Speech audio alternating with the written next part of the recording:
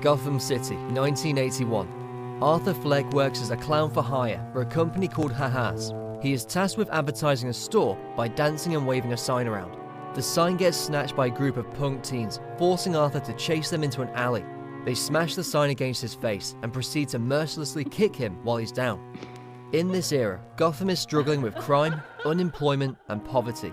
Arthur visits a social worker for his medication, as well as his ongoing mental health issues.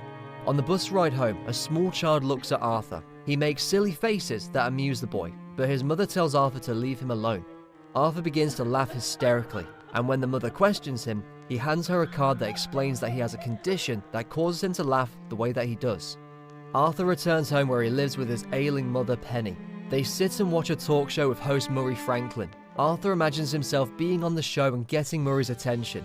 In his fantasy, Arthur charms the audience and Murray by telling them that he takes care of his mother. Penny used to work for Thomas Wayne and has written to him to try and better their living situation. At Ha-Ha's, Arthur is given a gun for protection by his co-worker Randall after he hears about the mugging incident. Arthur is infatuated with his neighbour, single mother Sophie Drummond. She speaks to him politely, but he is awkward and weird around her. At one point, he spends his day following her. Later, she comes by his apartment and asks if he was following her, and he admits that he was, but she doesn't seem to be put off by it. He invites her to a stand-up comedy show that he's performing at. Arthur goes to the comedy club for his performance. He starts off laughing uncontrollably before going off into his routine, which isn't very funny. Sophie appears to be in the audience, laughing at Arthur's jokes. Arthur later goes to a children's hospital to entertain them as a clown. He brought his gun with him, and it falls out on the floor. Arthur's boss later chews him out for this, as well as for losing the sign from the store where he got mugged. To top things off, Randall claims that Arthur got the gun himself. Arthur gets fired, and he leaves Ha-Ha's after calling Randall out on giving him the gun. Arthur's week only gets worse when he is told by his social worker that the city is cutting off funding and shutting down that facility, meaning that Arthur has nowhere to get his meds. On the ride home from Ha-Ha's in full clown getup, Arthur spots 3 young Wall Street types harassing a woman. Arthur starts laughing and draws the attention of the men, while the woman wisely flees from that car. The men approach Arthur and mock him and his laughter before they start to beat him. Arthur then pulls out his gun and shoots 2 of them dead before following the last guy out of the train and killing him on the stairs. In the shock over what he just did, Arthur retreats into a bathroom. After a moment, he begins to dance by himself.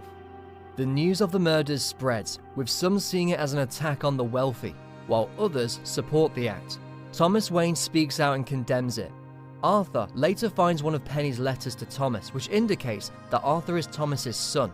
Arthur goes to Wayne Manor, where he meets young Bruce. He sticks his hand through the gate to make Bruce smile, but Alfred comes to intervene and tells Arthur to get lost. Arthur mentions his mother and her involvement with Thomas, but Alfred says he remembers Penny and that she was lying to him. Arthur tries to attack Alfred, but ends up running away. 2 detectives, Burke and Garrity, go to Arthur's apartment to question him on the subway murders, due to the word that the suspect was wearing clown makeup, and they know Arthur lost his job earlier that day.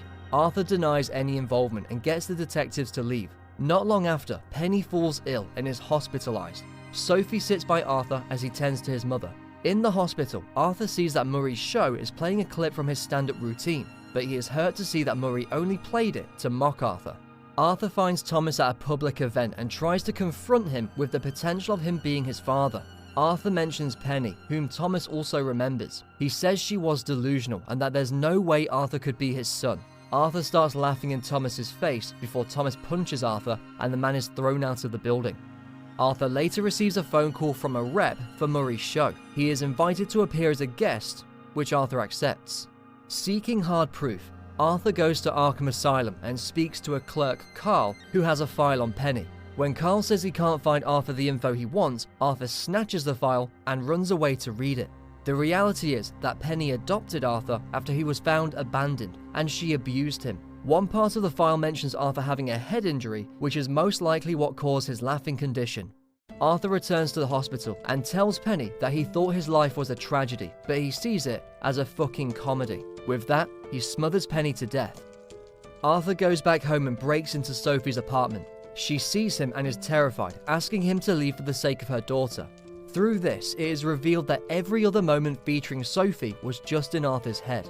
Arthur starts to get ready for his appearance on Murray's show. He is visited in his apartment by Randall and another former co-worker, Gary. They offer condolences after they hear about Penny's death, but then they mention Burke and Garrity going to their apartments to question them about the subway murders. Arthur then brutally stabs Randall to death, but he lets a scared shitless Gary go home since he was the only one at Ha-Ha's that was nice to him. Arthur then dyes his hair green, puts on full clown makeup, and dons a burgundy suit.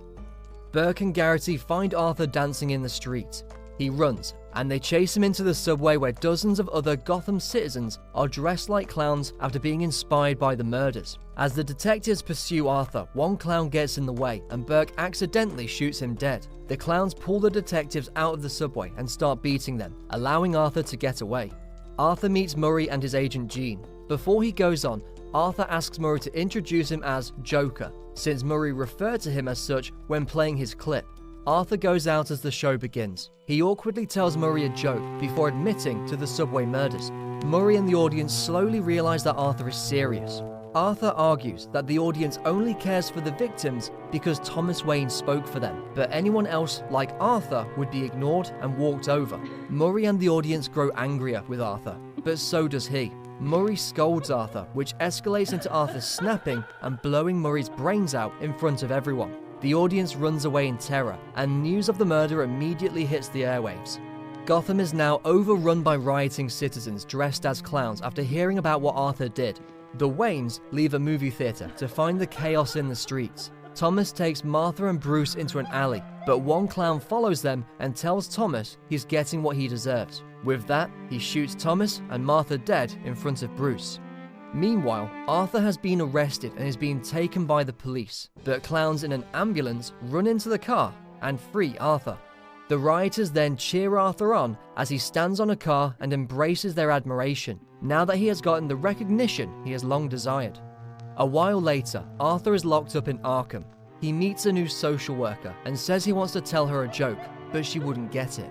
Arthur then steps out of the room, leaving a trail of bloody footprints behind before he's chased around by orderlies.